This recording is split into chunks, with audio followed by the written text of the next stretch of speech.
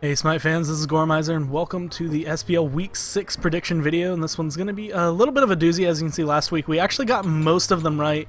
The last few games were really hard to predict, SOAR actually proving their strength and Allegiance kind of showing their falters against SOAR, but still managing to take a game off of Allegiance was still pretty interesting. And as that goes on, SOAR is actually going to be in the first matchup of the week up against the Randozos. The Randozos did manage to take a game in Week 5, which kind of blew everyone's mind. I didn't mind losing FP to that set because, the fact that they took a game at all is really amazing for them. And the fact that they've been changing their roster has been pretty good for them. But as it stands, SOAR is still a much stronger team, and Randozos probably doesn't have much of a chance. Going into the next one with Eager versus Denial. Denial did 2-0 Envy, and Envy has since actually reformatted their team.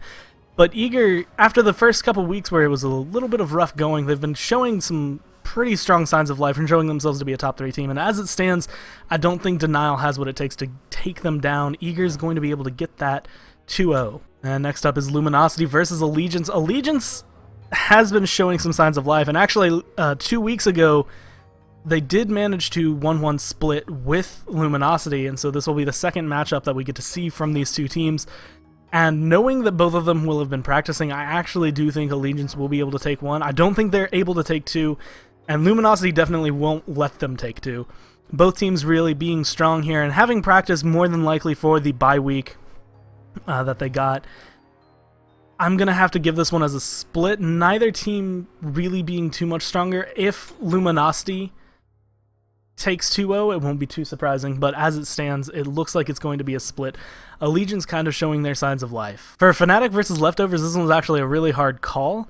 Leftovers has been kind of showing themselves a little bit stronger in the last couple weeks, however, they haven't been as strong as Fnatic has really been showing themselves. Fnatic, the first team, I think, that got into the double-digit losses, them and Randozos being the only ones who are there, but Fnatic having improved themselves over the last couple weeks, I do think they're going to do a little bit better. They were showing some really strong signs up against Panthera, but being Panthera, it's kind of a hard team to take on, and against Leftovers, I think Fnatic is going to be able to take that 2-0. For Cringe Crew versus Torpedo, Torpedo's been playing pretty decently lately, but not really well enough that the Cringe Crew is actually going to be able to... I don't think they're going to drop a game.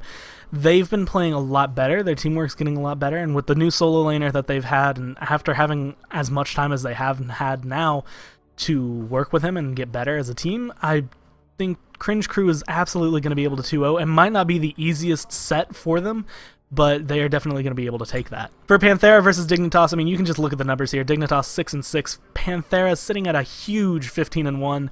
They are the raid boss here, and nobody really has the equipment to bring them down. And as it stands, Panthera is going to 2-0 this. They're Panthera. Like, that's really the only reasoning that you can get here. Now, Paradigm versus Hungry for More. Hungry for More actually kind of showing themselves in the last few weeks as a little bit stronger. Not really the best, not really a top team. They're sitting 3-9, and Paradigm being what it is. Paradigm definitely number 2 EU right now, sitting just behind Panthera, where obviously Panthera is, like I just said, the tank of the competition here. So Paradigm going to be the one that I think will absolutely be able to 2-0 Hungry for More. Once again, there probably is going to be a slip-up in one game. They might have some close calls, but as it stands, Paradigm going to 2-0. And Hungry for More coming back again in a doubleheader here, and it's actually going to be this time against Dignitas. And Dignitas has been relatively surprising. They've been 1-1ing a lot of teams lately. They did 2-0 a couple times, and they've also been 0-2 a couple times, so they're showing themselves definitely as a middle of the pack, a 4th or 5th place team. And the way Hungry for More has been playing, they've been getting better, and they're definitely starting to show that they're a team that they want to win, that they want to be around. But as it's been, they haven't really been getting far with it, whereas Dignitas has been showing, hey, we're working on this, we're trying to be a team. They might not be top 3 yet, but they're definitely working on it. I think Dignitas is going to be able to take it 2-0 over Hungry for More, just on the principle that they are working harder, it seems, and they feel like they want the wins more. Now, coming in for the first game of their doubleheader, Enemy versus Envy here. This one's a tough call because I haven't seen Envy play yet with their new roster. Envy has switched up, as you can actually see. Cyclone Spin's now in the solo lane. Omega's going to be in the jungle. Kiki is actually the ADC, and they have Ionic on support, and so everyone essentially, other than MLC, has switched their roles. And for those who remember, in Season 2, Cyclone Spin was a really strong solo laner. I've never actually seen Omega in the jungle. I mean, on his streams, when he does it, he seems to have fun, and he seems to do really well. So I'm kind of starting to think that they're going to be a strong roster. That being said, Enemy sitting at 10-4, they've been slipping up lately. They are definitely in the top 3. I think Envy has potential now to be in the top 3. The hard part's really going to be, you know, how is Enemy going to be able to do this week against this matchup? I do want to give it as a split. And I am going to give it as a split, and the reasoning is that I think Enemy has been kind of slacking off. I don't think they're as strong as they once were. I want them to prove me wrong here, but the last couple weeks, they haven't had an easy time against it, and Envy with the roster change, and from what I've heard about the scrims, I think this one's going to be able to a split. Enemy coming in for their second game of the doubleheader up against Soar, and you can actually see on this screen to the left, if I haven't had it covered up by the team names, Enemy and Soar did split. I remember after that game, Pain Devion tweeting that the fire alarm had gone off for Panda Cat's apartment, and that had been kind of a distraction for their players, but at the same time, that kind of feels like a fallback on what would be an excuse for the fact that Soar has just been playing really fucking well. And they have been formidable. They're sitting at 8-4, Enemy at 10-4. And I think that Soar, by this point, will be around 10-4. I don't think Enemy has what it takes to take 2 games off of Soar, and I don't think Soar has what it takes to take 2 games off of Enemy. Both teams really going to be fighting hard here. I think this one's also going to end up being a split. Now, for Envy versus Randozos, as much as I would love to be able to say that because Envy's changed their roster, they'll be out of comfort zones and Randozos will be able to take a game, it's looking like Randozos are just going to be stacking up a couple more losses here, because I think Envy, even with their new roster and maybe not being quite as comfortable in the SPL with it, I think they're going to be able to take down Randozos very easily with a 2-0. And then the last game on Monday will be Paradigm versus Torpedo. Torpedo, they've been, you know, doing decently, like I said earlier, but they don't really have what it takes, I think, to take on Paradigm. Earlier in this week, we will be seeing them take on Cringe Crew, and if they do really well there, I might have to reevaluate this, but as it's standing right now, Paradigm is going to be able to win this one pretty easily in a 2-0 victory. And now for just the quick recap of Week 6.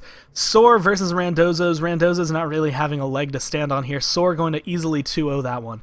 Eager versus Denial. While I think Denial is going to make it hard for Eager, I don't think Eager is going to drop either game. There might be some instances in the matches where Eager is kind of slipping up and having to kind of refocus down, but as it stands, Eager's going to be able to take that 2-0. For LG versus Allegiance, now both teams really kind of showing their strength. Allegiance after they changed not only their support to Mr. Makey, but also the kind of role swaps with Incon Lasses. It's going to be, I think it's going to be a little bit better for them. However, I'm not entirely sure they're going to be able to take 2 games. Luminosity, they've been playing well, but they've also kind of been, it seems like they've been slacking. They haven't been playing as well. And because of that, I have to give that one as a split. I don't think either one is going to be able to drop 2. I don't think either one is going to be able to take 2.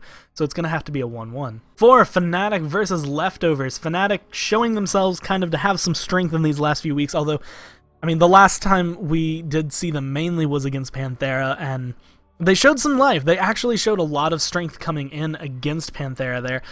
But as it stands against Leftovers, I don't think they have to show signs of life. They're just going to be having a little bit of a time of their lives, so they can maybe play around a little bit. Leftovers not being the strongest team. Fnatic going to be able to take that one in a 2-0. For Cringe Crew versus Torpedo, Cringe Crew going to be taking that 2-0 over Torpedo. Torpedo, while they've been showing themselves to be strong, haven't exactly been showing themselves as a top 3 team or even a top 5 team in my opinion, and I think Cringe Crew is definitely going to be sitting around 3rd place at this point, and I just don't think Torpedo has what it takes. For Panthera versus Dignitas, I mean, let's face it, it's Panthera. They are a raid boss at this point.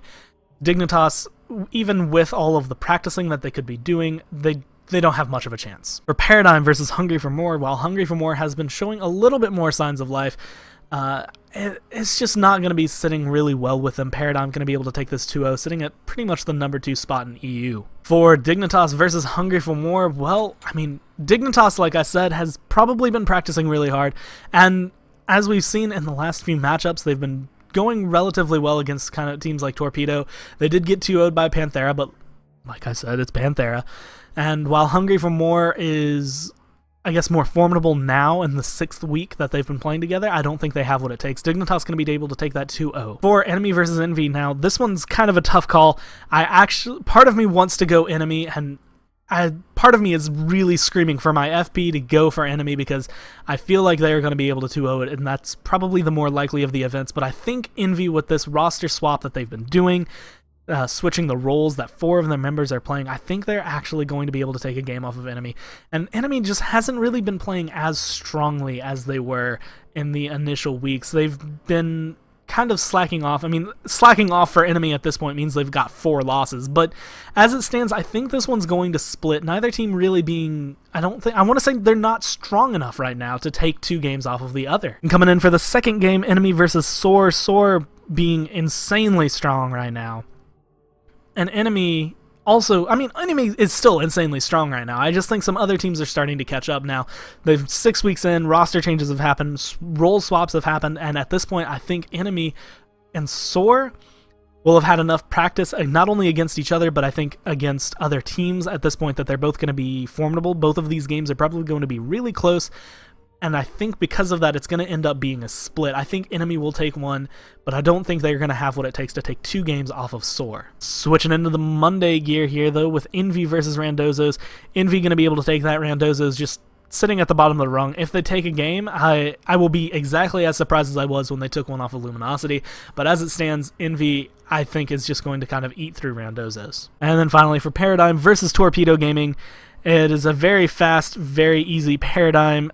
Torpedo, while they have been showing signs of life, while they have been playing relatively well, Paradigm is Paradigm, and I do think that Paradigm is actually one of the only teams other than Panthera that is going to be giving people some trouble, and I think they'll have been practicing. I think this one's going to be an easy 2-0. With that, guys, that's going to be the end of the prediction video. Hopefully a lot of these are right. If they're not, I'm going to be watching very carefully to see how these teams play, and, you know, I mean, after this, we have 4 weeks of SPL to go through, and as it stands, I'm really excited to see them, and hopefully you guys will be too.